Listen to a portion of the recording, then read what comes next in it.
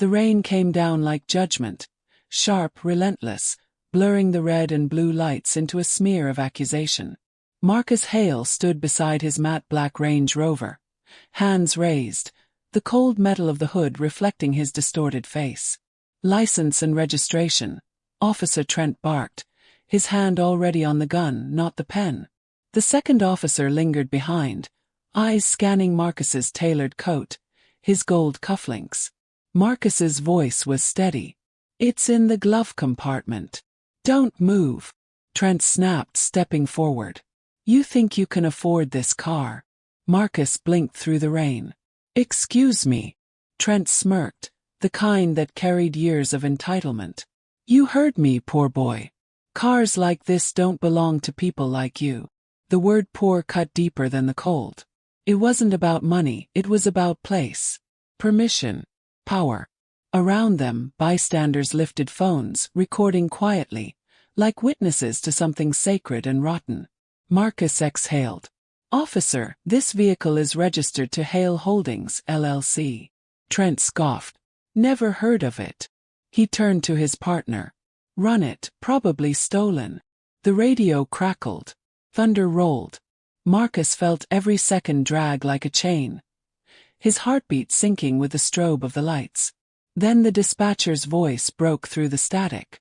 "Copy that. Marcus Hale is the CEO of Hale Holdings, one of the city's primary real estate developers." Trent froze. The rain seemed to stop midair. His hand hovered over the holster. His jaw locked.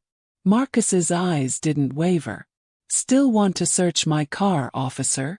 Lightning flashed, white, blinding, and in that instant, Trent's expression shifted from arrogance to something colder. Because humiliation never ends with silence. And Marcus could see it. The officer was already planning payback. Rain hammered the highway, turning headlights into long ribbons of light.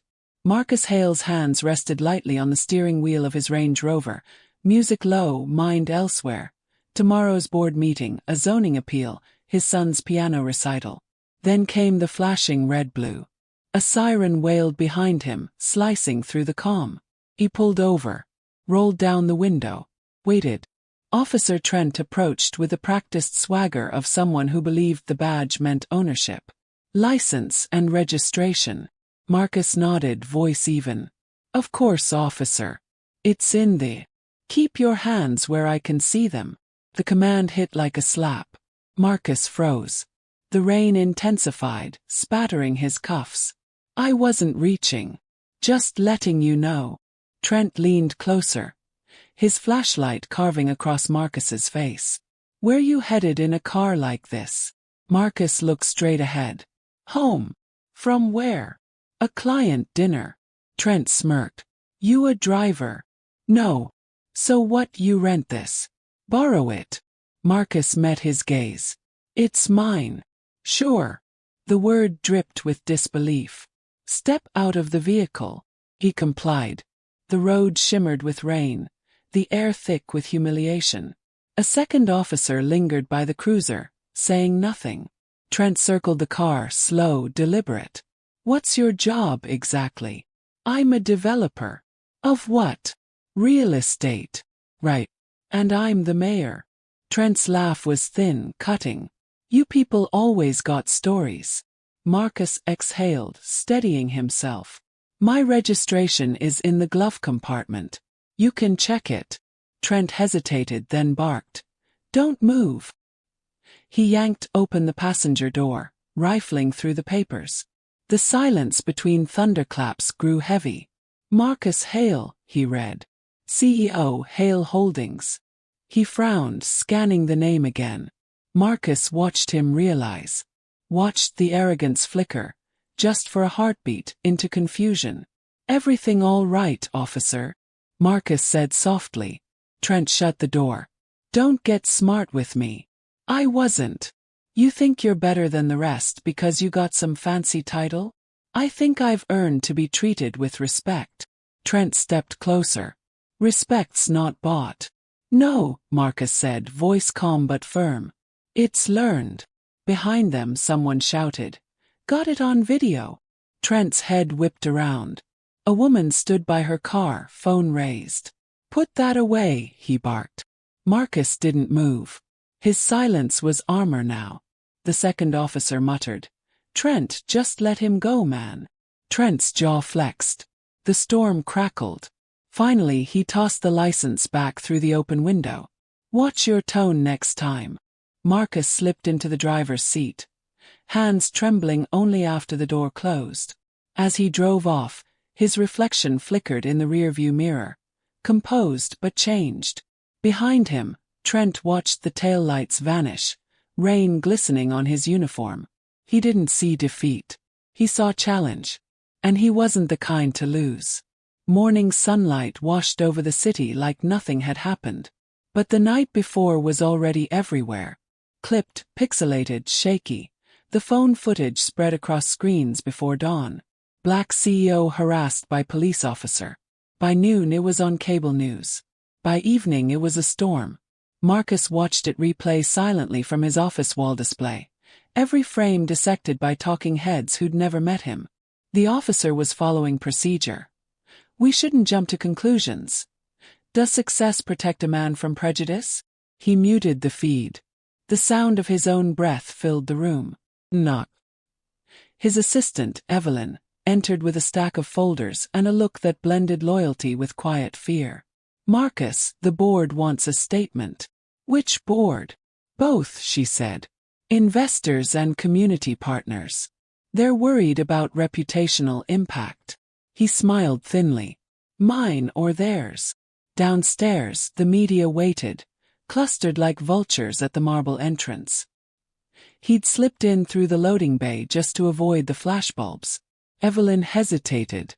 "Your wife called again. She said you haven't been home.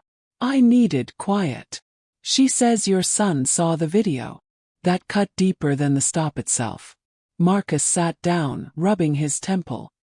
He shouldn't have. Evelyn placed the folders on his desk. "You're a symbol now, Marcus. People are rallying. They want you to speak." He looked up sharply. "I don't want to be a symbol. I want to be a man who can drive home without fear." Silence. Then his phone buzzed. Unknown number. He answered. "Mr. Hale. Officer Trent's representative. We're requesting a private conversation to clear up public misunderstandings."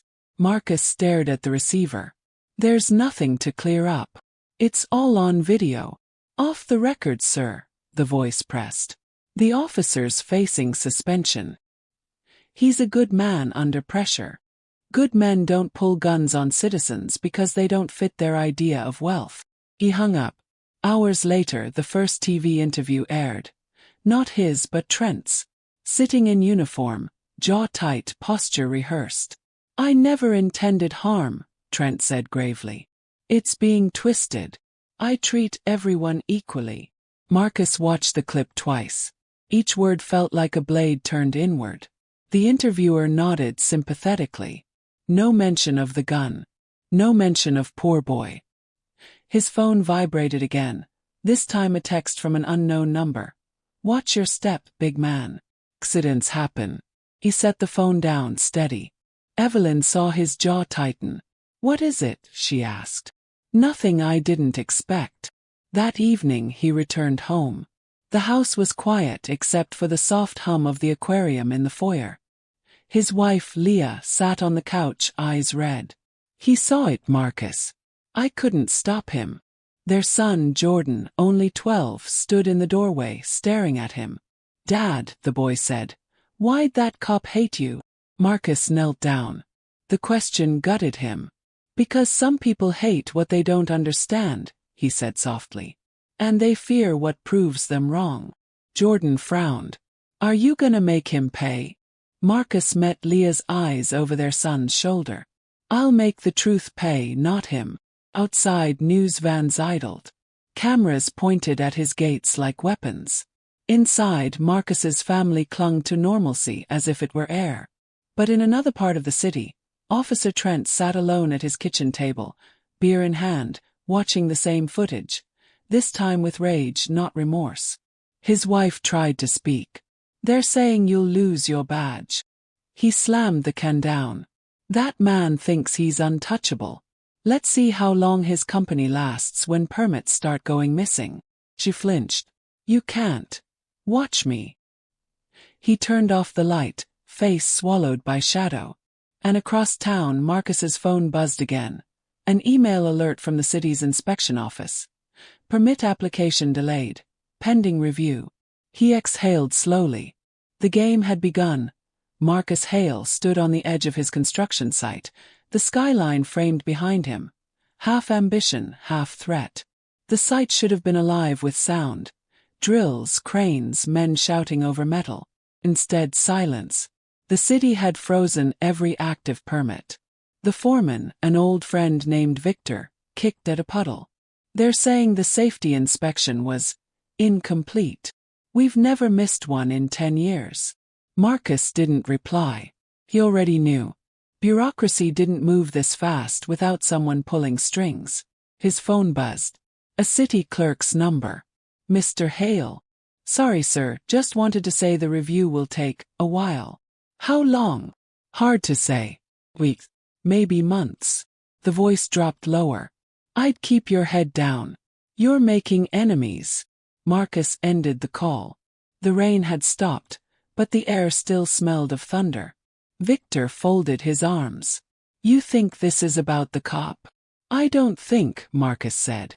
I know. Meanwhile, in the precinct, Officer Trent sat across from his sergeant. You're lucky the union's backing you, the sergeant said. Public heat'll cool off. Just lay low. Trent scoffed. While he parades around like a victim. Don't poke the bear. Trent leaned in. I'm not poking. I'm correcting. Outside the glass office, 2 younger officers whispered. One muttered, "Man's gonna sink the whole department." The other shrugged. They'll protect him. Always do. That evening Marcus met with his board. The atmosphere was polite, brittle. A silver-haired investor spoke first. Marcus, your visibility is problematic. We've lost 2 potential clients this week. Because I defended myself. Marcus asked. Because you became political. Another chimed in. He laughed under his breath. Existing isn't political. The room fell silent. A woman at the far end said gently, "We understand what you're facing, but you're valuable to the company. Don't waste that fighting windmills." Marcus's patience snapped. Windmills don't pull guns on me in front of my car, Evelyn. People do. Systems do. The meeting ended in silence, tension thick as smog. Later that night at home, Leah found him standing in the dark kitchen. "They're turning everything against me," he said quietly. "Then you turn the light on them. Every move I make is twisted into a headline. Then let them choke on the truth." He almost smiled. "You should have been the one on TV." Her eyes softened. "You're not fighting one man, Marcus. You're fighting what made him." Across town, Trent scrolled through online forums. Police pages filled with anger, resentment, brotherhood. Hang in there, brother. Don't let that rich boy ruin your life. He's just another one playing the victim card. Trent typed slowly. He'll learn who holds real power in this city. When Marcus returned to his car the next morning, the tires were slashed. On the hood, carved with something sharp. "Stay in your lane." He didn't call the police. He just stared at the message, jaw tightening. Victor arrived minutes later. "You want me to call someone?" Marcus shook his head. "No. Let them think I'm afraid." He bent down, traced the cut metal with his thumb and whispered, "They just told me what lane they're scared I'll cross." Then he stood calm again. "We'll rebuild every site, every deal. But this time we record everything." Victor frowned. "You going public?" Marcus looked toward the horizon. The glass towers he built now felt like mirrors reflecting a system designed to keep him small. "No," he said finally. "Not yet. But when I do, I won't just tell my story. I'll tell theirs." The wind picked up. Somewhere downtown, a police radio crackled. Neither man spoke, but both knew. This wasn't about a car stop anymore. It was war. The ballroom shimmered under chandeliers, a world away from the rain-soaked road where it had all begun. The annual Civic Unity Gala. Irony thick enough to choke on. Marcus Hale adjusted his tie. His expression composed but his pulse unsteady. Leah touched his arm. "You don't have to be here." "Yes, I do," he murmured. "They expect silence. Silence is consent." The crowd buzzed with practiced civility. Politicians, donors, executives. Cameras flashed. Somewhere near the bar, a local reporter aimed her lens toward Marcus, whispering to her cameraman, "That's him. The developer who went viral." He smiled politely through introductions, though every handshake felt like a test. Words like resilience and misunderstanding floated around him like perfume masking rot. Then the air shifted. The back of his neck prickled. Officer Trent was in the room. Not in uniform. In a pressed suit, face freshly shaven, flanked by 2 city officials. His smile was a politician's, tight, hollow. Marcus froze for half a breath, then stepped forward. The only way to confront power was to deny it the satisfaction of intimidation. Trent saw him and approached, glass in hand. "Mr. Hale," he said, voice low, rehearsed. "Didn't expect to see you here." "I was invited," Marcus replied evenly. "Seems the city likes to showcase its contradictions." Trent chuckled. "I came to apologize. Man to man." Leah's eyes narrowed. "You had your chance the night you called him poor." Trent's smirk barely faltered. "Emotions run high in the field. You know how perception works. Media twisted everything." Marcus studied him. The glint of arrogance hadn't left, just evolved. "Perception isn't the problem," he said. "Reality is." Trent leaned closer, voice dropping. "Careful, Hale. You've got a nice empire. Be a shame if city contracts started drying up." The line hit like a gunshot muffled under classical music. Marcus's jaw tightened. "Was that a threat, officer?" Trent smiled, sipping his drink. "Just advice." Before Marcus could reply, a soft click came from behind, the journalist's recorder. Neither man noticed. She'd caught the exchange, every word. Leah whispered, "He wants you to react." Marcus nodded. "And I won't give him the satisfaction." He turned away, but Trent wasn't done. "You think the world changed because people online got angry? You'll fade like they all do." Marcus stopped mid-step, slowly turned back. "Maybe. But the system you hide behind is crumbling faster than you think." Trent's smile stiffened. "Enjoy your night, sir." He left toward the balcony, leaving the faint scent of bourbon and bitterness. The reporter slipped out soon after, pulling her phone from her purse, heart pounding. "Get this to the station," she whispered into her mic. "We've got something big." Later, as the event thinned, Leah and Marcus sat outside on the hotel terrace. The city stretched below, neon indifferent. Leah said quietly, "He's dangerous." "I know." "Then stop giving him space to hurt you." "I can't fix what I don't confront." She reached for his hand. "And what if confrontation costs everything?"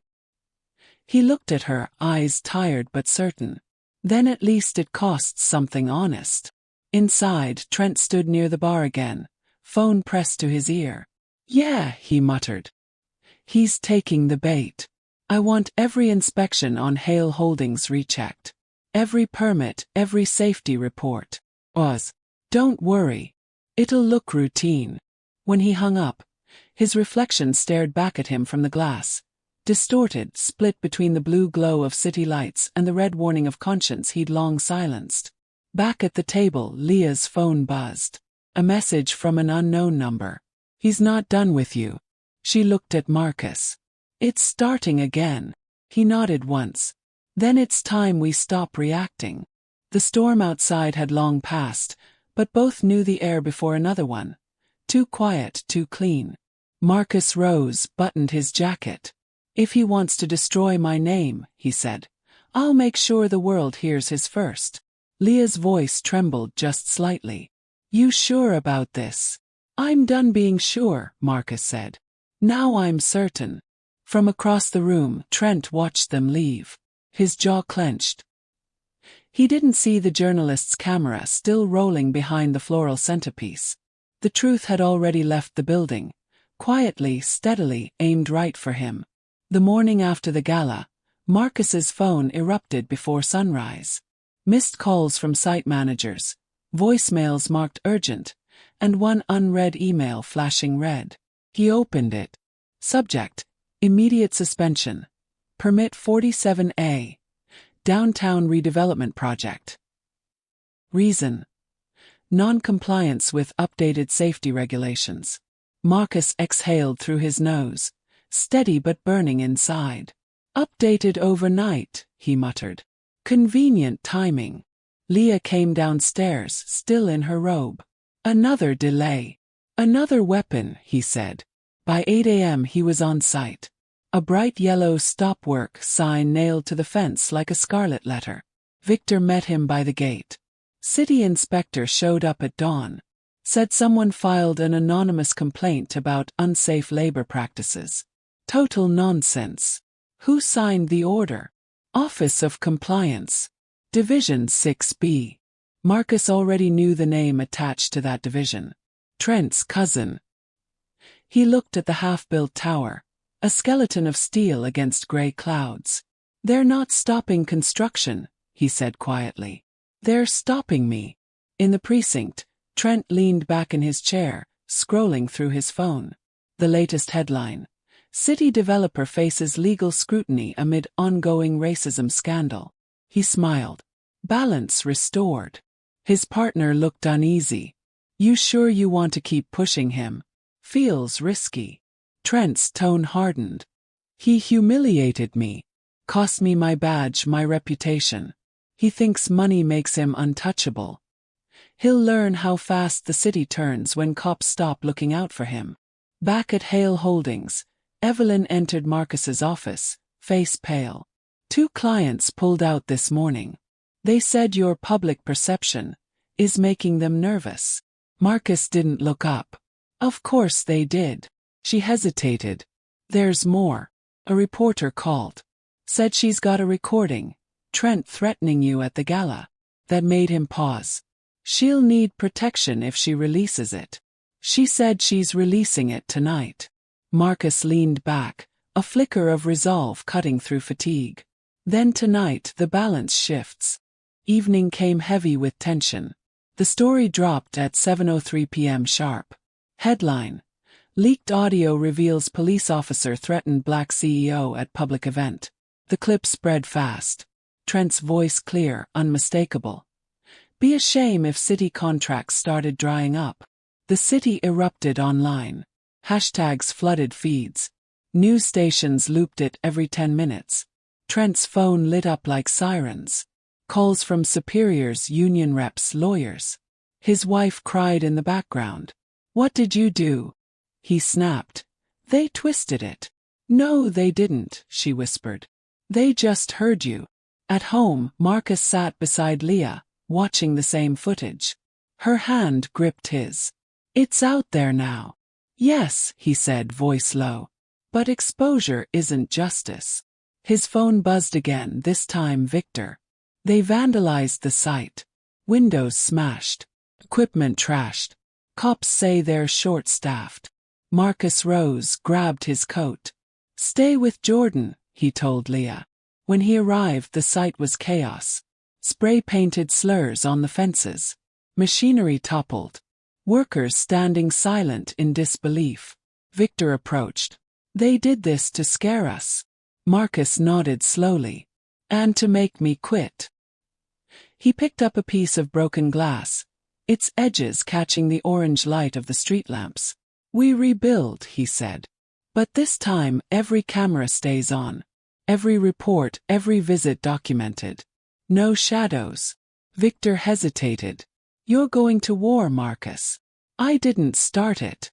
At that same hour, in his dark kitchen, Trent watched the news replay again and again. His phone kept buzzing, missed calls from internal affairs. He turned off the TV, whispered into the darkness. You think you've won? I'm not done. But for the first time, the whisper didn't sound like power. Sounded like fear. And outside, rain began again. Soft, relentless, cleansing the dust but not the stain. The storm didn't end. It only shifted indoors.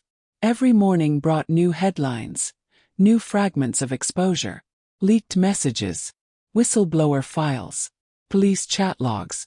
The city's largest newspaper dropped the bombshell first. Screenshots of a private officers' group chat. Blurs. Oaks. Comments about teaching the tycoon a lesson. Among the names. Officer R. Trent. Marcus read the article in silence, coffee cooling beside him.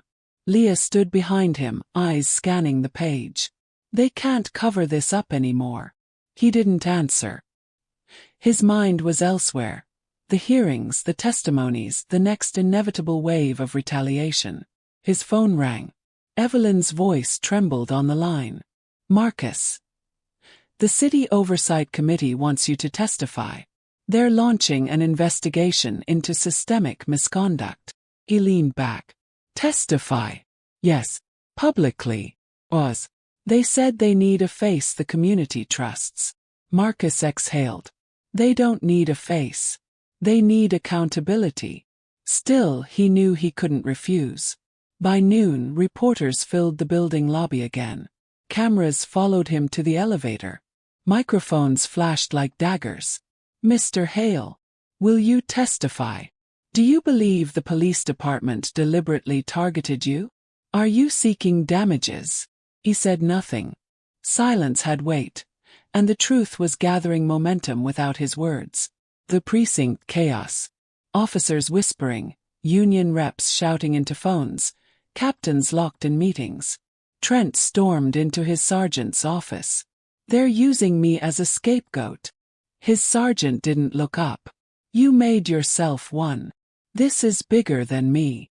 Exactly, the sergeant said. And now it's too big to save you. Trent slammed the desk. You think that developer's innocent? You think he didn't plan this? His superior's voice stayed flat. You planned it the night you forgot the cameras existed. Trent left the room shaking, half fury, half panic. He still had allies but fewer by the day. The brotherhood that once defended him had grown quiet, self-preservation louder than loyalty. That night, Marcus met with Victor in a dimly lit restaurant booth. They'll try to turn it around, Victor warned. They'll say you're capitalizing on the scandal. Marcus nodded. They already are. But I'm done defending myself. Tomorrow I'll testify. Victor sighed. Then make it count. Marcus stared at the rain streaking down the window. It will. The next morning, the committee chamber was packed. Marble floors, cameras mounted on every wall. Marcus sat at the witness table, palms steady. Across from him, city officials, department heads, reporters, and one empty seat labeled Officer Ryan Trent. The chair remained empty. The committee chairwoman adjusted her glasses.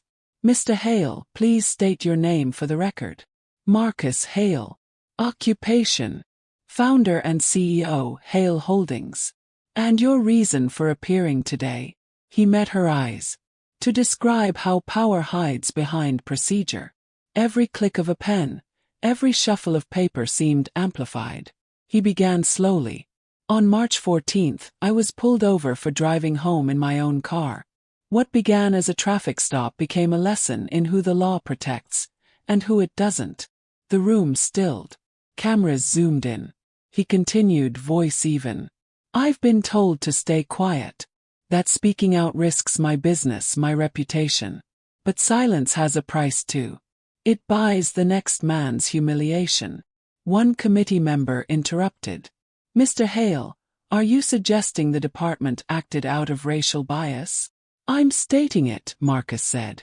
Not suggesting. Stating. Because bias isn't hidden, it's practiced. It's policy in disguise. The pen stopped moving. Outside, Trent watched the broadcast from a diner TV. His jaw clenched as Marcus's words rolled on screen, precise, unshaken. Accountability isn't vengeance, Marcus said. It's repair. And if this city wants to heal, it needs to stop protecting men who mistake authority for power. The audience broke into murmurs. Leah sat in the back row, silent tears on her face. She saw what Marcus couldn't. The weight he carried wasn't just his. It belonged to generations of men told to endure quietly. As the hearing adjourned, reporters surged forward. Mr. Hale, do you have anything more to say? He looked straight into the cameras. This isn't about me. It's about the next person who won't have the means to fight back. That night, Trent's front door burst open. 2 internal affairs officers waiting, expressionless.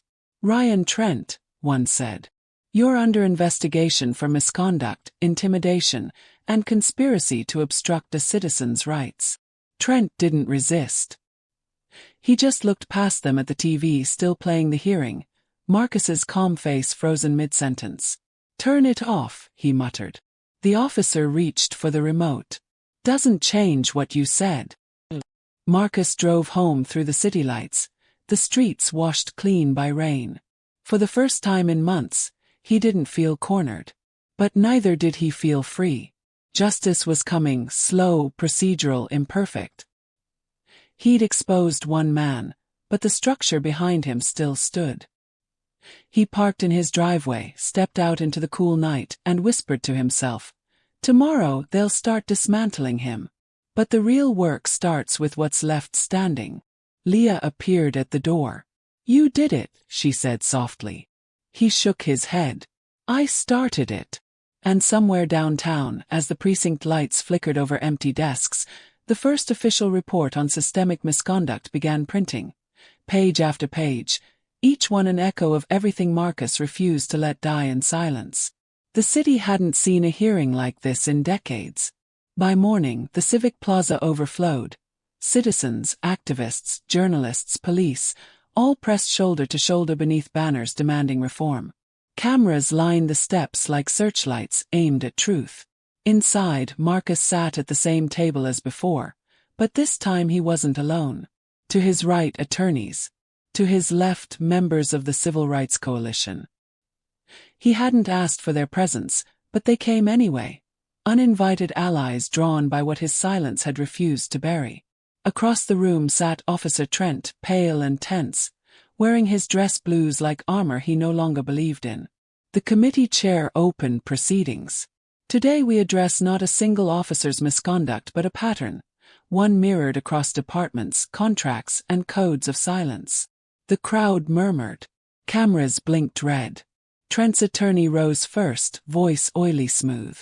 My client has been demonized by selective editing and media hysteria. He has served this city honorably for 15 years. Marcus watched him, unmoving. Mr. Hale, the attorney continued, turning sharply, isn't it true that your company has profited enormously from city contracts? Isn't your activism now conveniently aligned with your business interests? A whisper rippled through the audience. Marcus met the attorney's gaze. My success doesn't disprove my humanity. It disproves your assumption that men like me shouldn't have it. The chair struck the gavel once for order. The attorney pressed on. You claim harassment, yet there's no evidence Officer Trent acted beyond standard protocol. Marcus leaned forward. Pulling a gun without provocation isn't protocol. Calling a citizen poor boy isn't protocol. Retaliating through city offices isn't protocol. It's corruption. Trent shifted, his jaw clenching. I didn't. Marcus's voice cut through. You did. And now the whole city knows it. Before Trent could respond, the chair lifted a hand. Order. We will play a recording submitted by the press. The room darkened slightly as the projector hummed to life. It was the audio from the gala. Trent's voice filled the chamber. Be a shame if city contracts started drying up. Gasps again. Reporters scribbled. Phone shot video. Trent's face drained of color. His lawyer froze. When the lights returned, the chairwoman's tone was cold steel. Officer Trent, do you deny the authenticity of this recording? Trent's voice cracked. It was taken out of context. Marcus stood. Context doesn't change threat. The crowd stirred. Soft murmurs swelling into applause before the gavel struck again. Order! The chair turned to Trent. You will step down from your position effective immediately pending final review. Trent's lawyer hissed. We'll appeal. Do that, she replied flatly. But the court of public trust has already ruled.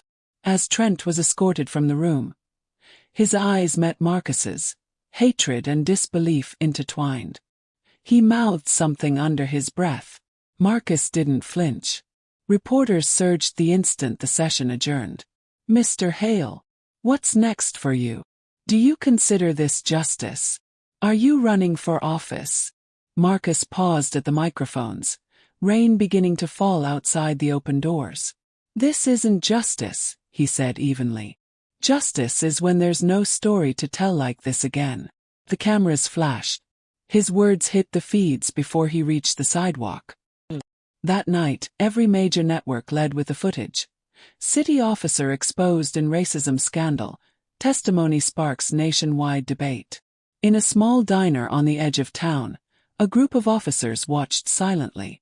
One muttered, "They finally took one of us down." Another said, "Maybe about time." At home, Marcus sat with Leah and Jordan on the couch. For the first time in months there was no static, no dread, just quiet. Jordan leaned against him. "Dad, people at school said you're a hero." Marcus shook his head. "Heroes don't just survive the storm, son. They rebuild what comes after." Leah smiled faintly. "And what comes after this?" He looked at her, weary but unbroken. "Truth takes time. Systems don't change overnight. But the cracks are showing." Outside, thunder rumbled distantly, not threatening now, just cleansing. Across town, Trent sat alone in his apartment, uniform folded on the table. News anchors dissected his downfall in real time. His phone buzzed endlessly. Reporters, lawyers, old colleagues disappearing one by one. He turned off the screen. For the first time, silence didn't comfort him. It accused him. He opened the blinds. The city lights glittered, indifferent. He whispered, "They'll forget." But even he didn't believe it. At dawn, Marcus received a single text from the journalist who'd first recorded the gala audio. "You did what they said couldn't be done. You made them listen." He stared at it for a long time, then deleted the message. Because listening wasn't enough. Change, he knew, was built brick by brick, just like the buildings he raised from nothing. And tomorrow he'd start again. 6 months later, the city skyline glowed gold at sunset. The half-built tower that once stood as Marcus Hale's battleground now rose complete, 40 stories of glass and steel reflecting the horizon. Its new name gleamed in brushed metal above the entrance, the Jordan Center for Equity and Enterprise. Marcus stood at the ribbon-cutting podium, calm, grounded, no applause necessary. Reporters clustered near the barriers, microphones extended. But this wasn't about headlines anymore. It was about permanence. 6 months ago, Marcus began, this site was vandalized, shut down, condemned. But people came back. Every carpenter, every mason, every foreman who refused to let hate dictate progress. This building belongs to them. The crowd applauded, restrained but sincere. He stepped back, letting Leah and Jordan cut the ribbon. Cameras flashed. For once, those flashes didn't feel like weapons. They felt like witness. Across town, Trent shuffled papers under a flickering fluorescent light. His badge long gone, his appeal rejected. He now wore a cheap security uniform, working night shifts at a parking garage. The headset crackled with static as a car pulled in. A voice through the window. "Evening, sir." Trent looked up. The driver, a young black man, polite, clean-cut, business suit sharp. For a split second, the officer in him stirred. But the man just smiled, handed him a parking ticket and said, "Take care of yourself." Trent nodded mechanically, throat tight. "Yeah." The car drove off, tail lights fading into the dark. He leaned back, stared at the crumpled newspaper by his booth. Hale's legacy building opens today, symbol of renewal. His reflection looked smaller in the glass. The weight of what he'd lost was no longer about career. It was about relevance. That night, Marcus returned to his office on the top floor. City lights stretched beneath him like a constellation. On the wall hung a framed newspaper, the very one that had once printed his humiliation. Below it, in smaller print, the follow-up story. Corrupt officer convicted. Hale's lawsuit exposes systemic bias. He didn't smile. Triumph wasn't what he felt. Just quiet endurance. Leah entered, carrying 2 cups of coffee. "You could go home once in a while," she teased softly. He gestured toward the skyline.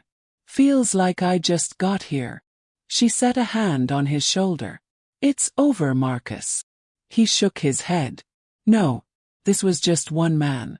The system's still the same. But you made a crack in it." He looked up at her, eyes tired, voice steady. "Then we keep widening it." Weeks later, a televised interview aired.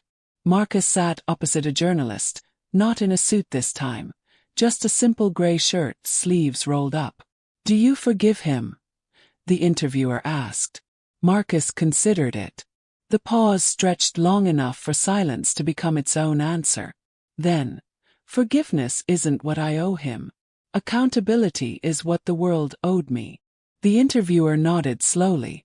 "And now, Marcus said, "I build. Not towers. Systems. Programs. People who won't need saving next time because they'll own the ground they stand on." Later that evening, he walked alone through the Jordan Center's atrium. The glass reflected him from every angle. Businessman, father, survivor, witness. A janitor polishing the floor looked up. "Congratulations, Mr. Hale." "Thank you," Marcus said quietly. "And call me Marcus." The man smiled. "Yes, sir." Outside, drizzle blurred the lights into watercolor streaks.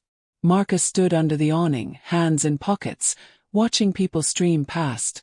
Workers, students, commuters. None knew the story behind the name above them. That was fine. The point wasn't to be remembered. The point was to leave something that would outlast remembering. Behind him, the doors slid open. Leah and Jordan joined him. Jordan looked up at the tower. "You think they'll ever stop?" Marcus followed his gaze. "No. But we'll make it harder for them to win." The boy nodded, small and serious. Leah slipped her arm through his. "Then let's go home." Far away, in that dim parking booth, Trent scrolled through his phone again. Social feeds full of praise for Marcus Hale. He clicked on a live video, Marcus's interview, the one playing everywhere now. He watched the man he once humiliated, calm, articulate, commanding respect without force. Trent muttered, "You think you're better than me." Marcus's voice through the speaker seemed to answer, "Better? Well, just freer." Trent turned off the screen, sat back, and for the first time, realized the silence wasn't protecting him. It was swallowing him. At midnight, the city glowed again. Same lights, same skyline, but something imperceptibly shifted. Not justice completed, but justice continuing. Marcus stood on his balcony, the hum of the city below. The wind carried faint echoes. Laughter, car horns, distant music. Life unbroken. He whispered to no one, "Still building."